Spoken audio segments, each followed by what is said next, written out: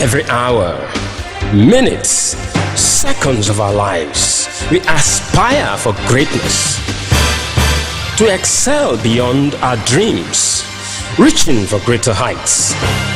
Be this world, giving the youths an opportunity to meet their role models, mentor, and celebrities for empowerment, motivation, and confidence building. It's educative, entertaining, and informative. Be this world, connecting youths with their role models, showing on this station. For adverts and sponsorship, please call 0808 2372 690. Be this world, changing your mindset.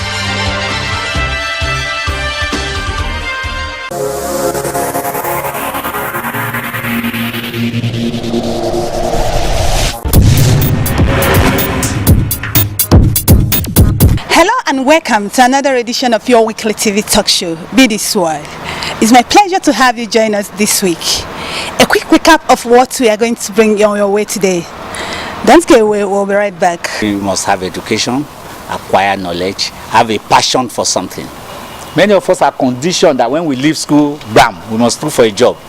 And if we don't find a job, we keep roaming the streets until we find that job. Some people have started their business by just buying a laptop in their sitting room, in their room, and they started developing themselves. Most people believe today that to excel, to be successful, one, your parents have to be rich, or you must have a godfather, or you have to cheat to get there. They believe that it pays to cut corners. We've lost meritocracy in Nigeria.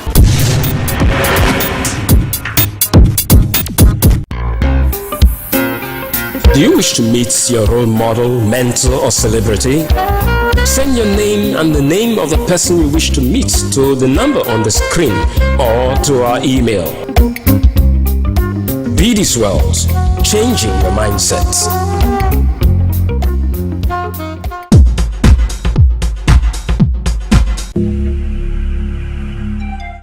Femi Pedro.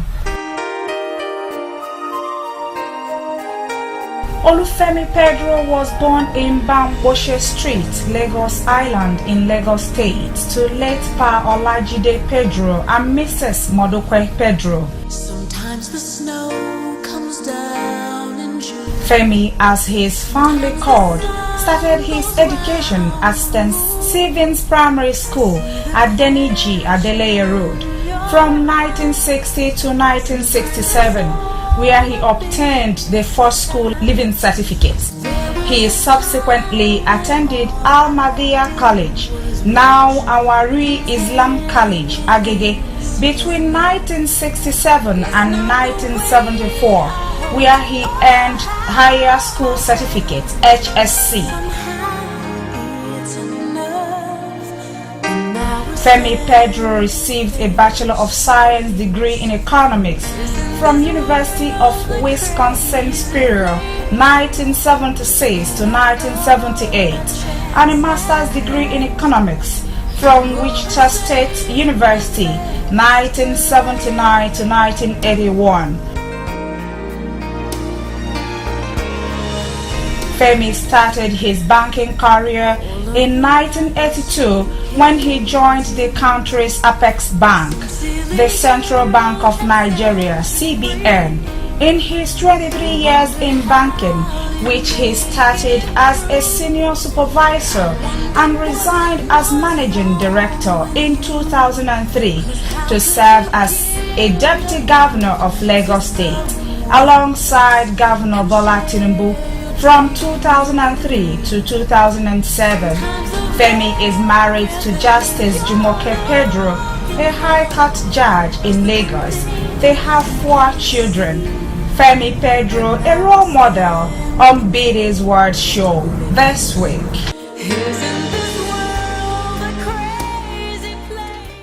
Welcome back. If you're just joining us, this is Be This World, and my guest today on the show is former Deputy Governor of Lagos State, Femi Pedro. Sir, if you are not from the background you were from, would you be doing well as you are today? Well, let me correct you because you are very wrong. I wasn't born into wealth. I didn't grow up in wealth. And I want the youth to listen to this so that they know that whatever they have today, their destiny is in their hands. They can become great, irrespective of the obstacle society might put in the way. I was born into a very poor family. My parents divorced when I was just over 2 years old, and I lived with my grandmother, a very poor woman in the center of Lagos Island. Okay, and I slept in the passage. We lived in a big compound. In our house, we are over 20 who live in a house. We share food together, we live together, and a lot of youths would play together. We didn't feel the poverty because our parents doted over us. We played a lot. And in this midst of this, I attended primary school. I didn't have any special teacher. I didn't go to any extra lesson. We didn't cheat. We didn't know anything about cheating. But I still graduated. In my compound, I happened to be the second person who would get admission to secondary school. The usual thing was after primary school, we go and learn a trade. Carpentry, auto mechanic, bricklaying, and things like that. But I was lucky. I didn't only get admission, I got a scholarship. So I went to secondary school. And even through my years in secondary school, I struggled because most times I didn't have money for personal allowance. But my grandparents, who took care of me, who are responsible for my upbringing, they did their very best to show me love. Are they still living? No, they are late. They're late. And wherever they are, I must thank God for bringing me into their life. And they are largely, both of them, two women. My mom's mom and my dad's mom. They were both, I remember vividly, when I completed my secondary school education, my A-levels, I did very well. And Lagos State government gave me scholarship. This was in 1974. And I applied to the University of Ibadan. And I was given admission. And I was given admission to study agricultural science, agricultural economy. And I took this paper to my grandmother. And she was initially very joyful, very excited. And then she asked me, what are you going to study? I told her agricultural economy. She said, explain to me in Yoruba. I couldn't explain it. I couldn't say it's Ishe Agbe, like farmers will go. It's not. Yeah, it's the economics of agriculture. Yeah. I was struggling. And I said, see, that's why you won't go there. Because I wanted to study, and she, very intelligent woman. They said Nigeria is just growing. And they are going to need a lot of buildings. So you should go into engineering to help Nigeria develop. That was what she kept saying. And I said, but this is the paper. I said, you know what? I don't want to go to University, but I want to go to America. America is where. I said, where are we going to get the money? That this scholarship they gave me is for University of Ibadan. He said, go and get the admission first. We'll see what we can do. So I took a job as a clerk at the Federal Ministry of Justice. And just across the street from us, there is this United States Information Services. So every day I will leave office, I will go and sit there, combing through all their records about American education. And that's how I got the university I applied, called University of Wisconsin, and I was given admission. And I went to my grandmother, but this time, the admission I got because of my A-level result was in economics. But I learned a valuable lesson. I prepared myself when I was going to her. Yeah. And I said, I have admission in university in America. She said, thank God. She said, what study? I said, economics. She said, what is that in Yoruba? I told her. I said, hey, but can you give me examples of people in Nigeria who studied this economics? Yeah. So I gave her 4 or 5 names of foreign people. She was bought over, you know. And now I went back to the Lagos State government and said, this is my scholarship. I want you to convert it so that I can use it to study abroad. And I gave them my letter of admission. They said, no, I have to pay my way to America. When I get to school after my first semester, I should send my result to them. If I do well, they will extend my scholarship. Do you understand me? And so between myself and her, she sold everything she had. Wow. That this education, you must have it. And that's how I got to the United States of America. Yes, yes. We were talking about the 70s. In the 70s. That's how I got. Unfortunately, she didn't live long enough for me to see her when I got back. It was because of her that I quickly had my study. I spent only 6 years in America. I was in a hurry to come back home to meet her, but she died. About 3 years after I left. But I thank God. Now, the lessons that I have for the youth is this. When I came back from America, my result was good enough for me to get a job at the Central Bank of Nigeria. I didn't know anybody. They just asked us to apply. I sent in my curriculum vitae and they invited me for interview. And I remember the day of the interview at the CBN office in Tinubu. We were so many. I was saying to myself, in the midst of all this, how will I get in? They just said, submit all your application, write an essay. And I painstakingly wrote my own essay and I submitted. And after about 3 weeks, they wrote me a letter giving me a job at the Central Bank of Nigeria. I didn't know anybody. Did you hear that? I didn't know anybody. Now, the second lesson is this. In my 23 years of banking, I handled billions of naira. I was entrusted with huge responsibilities. Not a single time I took what did not belong to me. Not a single time. The temptation was there. And I knew colleagues who went through the system with me during my own period who didn't last long. The loss of balance. Exactly. So integrity is very, very important. Crucial. Not very many people can work in the banking industry. From the position of senior supervisor, I started with 1982, to the position of managing director 23 years after, and I passed through 4 great banking institutions and no single blemish on my record. It's a great one. And the reward came. Because when it was time to search for a deputy governor of Lagos, I was not a politician. My name came up. And he came to me and invited me to come to government. I didn't have to do politicking. I didn't have to beg anybody. I didn't know Governor Tinubu before I was appointed as the deputy governor. This is the honest truth. I was never into politics. I did not participate in a single political event. I was in my banking business trying to grow my bank. Incidentally, this was the year 2002. My bank, I was the managing director. We acquired that bank from the previous owners. And we're so excited in building a good, successful banking institution that we were working so hard. All my life was focused on this bank. So the first time I was invited for a meeting with the people Governor Tinubu appointed to choose the deputy governor, I resisted when they told me. I said, no, I can't leave my job to go and do this job. This is all I know how to do.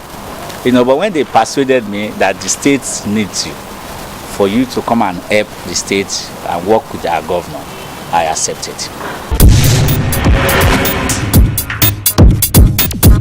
Probably it was due to your background in economics that gave you the edge as a deputy governor to do most of the research that Lagos State is living on today. Tell us a little about your deputy governor experience. Well, it was a wonderful experience.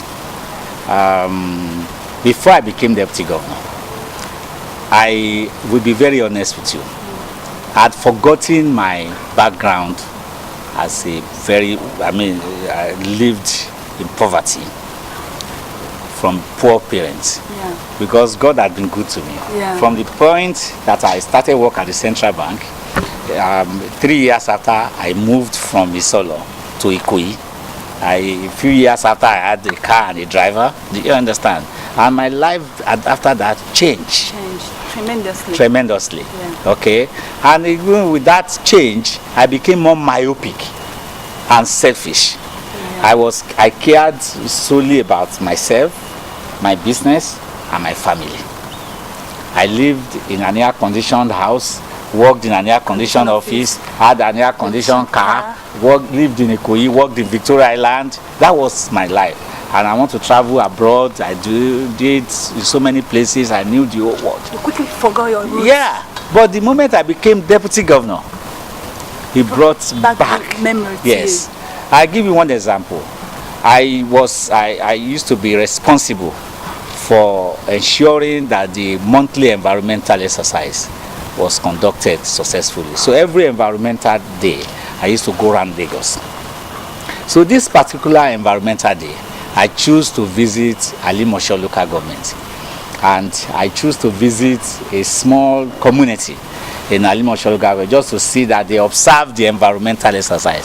So I went to the retinue of government officials in large number, and we go to this community.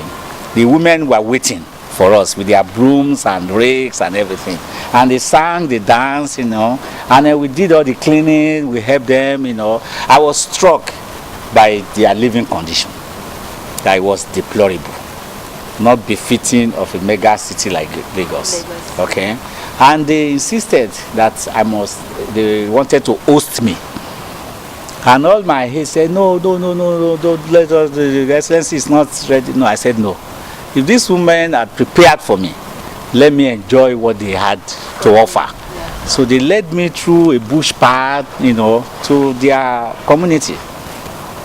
Very poorly constructed houses, no drainage, can see goats all around, flies flying. In Lagos? Yes, and I sat down with them. And they brought a plate of amala and ewedu, and I had to eat. And they fetch water from the well, and as I wanted to eat, the flies were competing with me. Wow. So I was taken aback. When all the people around me, I say, "Hi, Excellence," I said, "No, this is the way I grew up." It just brought back my Memories yes. to you. Let's talk about create and sustain words. But before you talk about, let's take our music for the week. Enjoy it.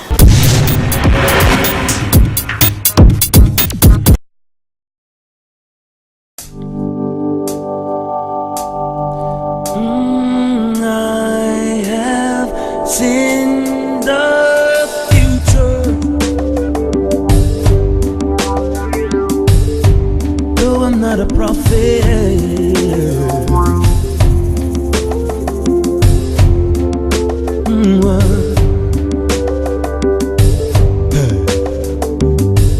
In the book of Revelation,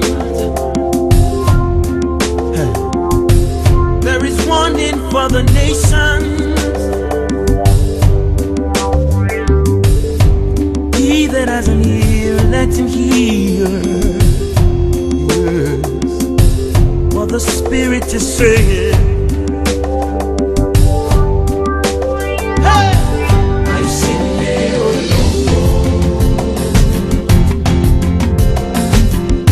no more kushako.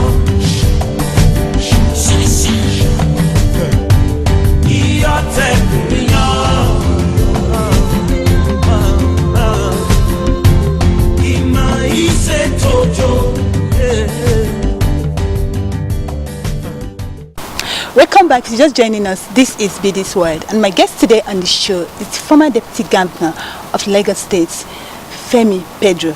Sir, before we went on break, we were talking about create and sustain words. That's what a lot of youth want to hear. Yeah. How to create words and how to sustain it. I'm interested in sustaining it because a lot of people have actually created words, but they've not been able to sustain it. Okay. So tell us a little about it. Well, the first ingredient is first you must put yourself in a position to create wealth. And how do you put yourself? You must have education, acquire knowledge, have a passion for something. Let's take one example. Somebody who is working in an insurance company. He earns maybe 100,000 naira a month. His first thinking is, hey, 100,000 naira a month, I'm a poor man. He can't get me anywhere in Lagos. Do you understand? That is a wrong thinking. And it will take you to the negative direction. Okay, you have to be positive. My 100,000 naira a month. Okay, what do I want to do with it? I want to set a goal. I want to multiply this 100,000 to 100 million in a few years' time. And you're not going to steal a kobo. And you can do it. You can do it. First thing, saving. A lot of people don't save. They spend everything they have. They believe that I don't have enough to save. But let me tell you why they remain poor.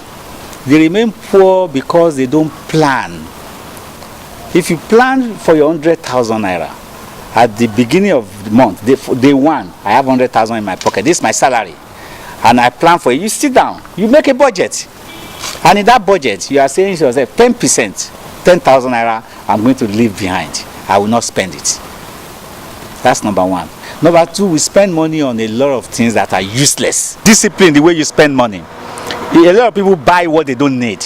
But if you really want to make your 100,000 become 100 million, you deprive yourself of certain things that are not useful to your life. Okay, you only buy what you need. And most of the things you buy with your 100,000 are things that will help you create more wealth. So you must have the knowledge to save, the knowledge to use your savings to invest so that you can multiply what you earn and live within your means so that you don't overspend. It's a period of time you have set for yourself that I want to be wealthy and I want to sustain this wealth. I just give you in a summary, there is a lot that is involved in creating and sustaining wealth. But the lesson is this: no matter how little you earn, you can still manage it well and still live better. Femi Pedro, what drives you? Believe me, it's passion for people. I look at my life, I look at my background, I look at where I am today, and I believe that there are lots of people who can do better than I am if they can learn from my lesson. One, stay true to yourself. Secondly, imbibe discipline, integrity, good character, and passion for what you do. You will get far. It's been a great moment talking with you. Please, let's have your last advice for the youth and for my viewers. The youth of Nigeria, I want to advise you, no matter how you feel about our country, be positive. The future is brighter than the past. However, the future will be bright if you play your role positively and contribute towards that bright future. How do you do that? First, you stay focused. Second, acquire knowledge. Third, feel good about yourself. Feel positive about yourself.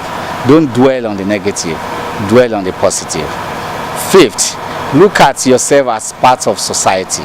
What do I contribute to this society? How do I be part of the great things that will happen? And position yourself so that at the end of the day, when the good things come, you will benefit.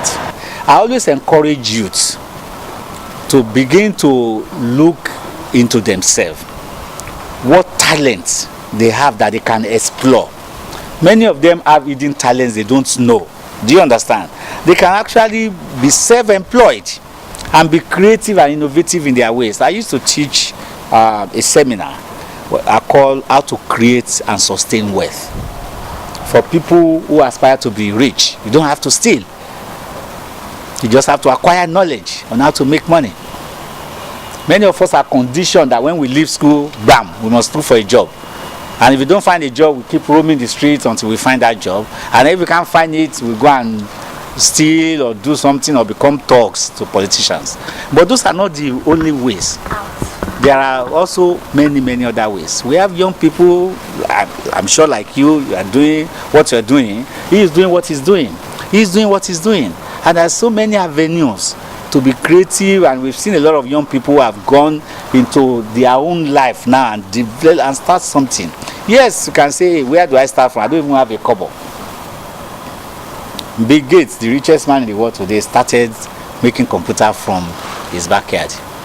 Steve Jobs, who owned Apple before he died, started building computer from his garage, his father's garage. And he didn't have money. And we can give you a lot of examples like that. The first thing young people should start to do, first and foremost, no matter how poor your parents are, work hard to get that education. If you are determined to get it, you will get it. If you are not lazy. If you don't have good education today in Nigeria, you are nobody, you will go nowhere. And that education is just the first step. Yeah. It does not guarantee you success. Okay? But when you are having that education, that's another thing I want to advise. A lot of people go to university because they want to have education. They don't have a purpose in mind. When you have that education in a higher institution, have a purpose in mind. Begin to search yourself. Where do I have passion? What do I have passion for? A lot of people are in professions and in jobs that they are not happy there, but they just do it because they want to have a living. And at the end of the day, they are miserable. Yeah. But some people have a job that they enjoy doing. Do you understand? They are happy with it. So what do you want to do? So a lot. So when you finish, you graduate from university, you already know what you want to. Now the next obstacle is, how do I get there? Get there. Sometimes the obstacle can be real. It can be like a mountain in front of you. I want to be an entrepreneur. I want to start producing women clothes or be a fashion designer. I don't have money. I don't know where to start. I don't have a shop. Fine. But at least you know what you want. You can say, okay, this is my dream. I'll put it aside first. Let me go and look for a job so I can earn some money, maintain myself while I search for ways to... Do you understand? In some cases, you may not even need so much. And you have families and friends around that you can rake a little here and there and say, some people have started their business by just buying a laptop in their sitting room, in their room, and they started developing themselves. So there are so many ways, but most people believe today that to excel, to be successful, one, your parents have to be rich, or you must have a godfather, or you have to cheat to get there, or you must steal money to attain that wealth, you know, plagiarize, what do you call, where you copy music and piracy. Okay, these are what people do in Nigeria these days. We don't respect intellectual property, we don't develop talent, we don't encourage creativity. So a lot of people are creative, their creativity tendency has been destroyed or killed because they are not allowed to develop themselves and germinate their ideas. Thank you very much, sir, for coming on the show. Pleasure. Indeed, he is a role model, a man who spent 23 years counting billions of naira, and there's no history of fraud. Indeed, he is a role model to emulate. He has said it all. Integrity matters a lot in life. What you believe in life, you can achieve. He said something that struck me here, that he know a lot of people out there, you in particular that is watching this show, can do more than he has done. Wow, how many people in Nigeria have such mindsets? We live in a society where people want to be the best, but this guest of mine today said he wants a Nigeria where a lot of people out there will do more than he has done. That's what you'll be taking today on the show. Remember to keep a date with us. Same station, same time next week. Bye.